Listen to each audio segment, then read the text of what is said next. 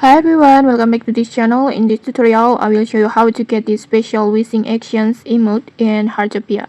This actions is a limited Meteor shower emote, and you can get it from the NPC Doris.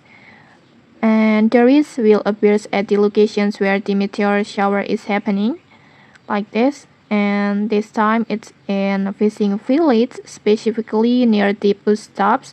So first just head over to the fishing village during the Meteor shower events, and then look around the bus stops area and find NPC Doris. And once you see her, just interact and open her shop. And then in here you will need 5 white Meteor Shards to buy the item that called with upon shooting star like this. And after repurchasing it, the wishing actions emote will be unlocked like this.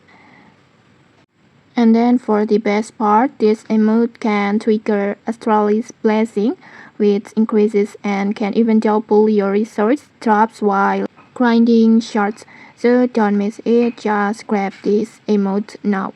And okay, that's it. If you found this helpful, don't forget to like, comment, and subscribe for more tutorials. Thanks for watching and see you!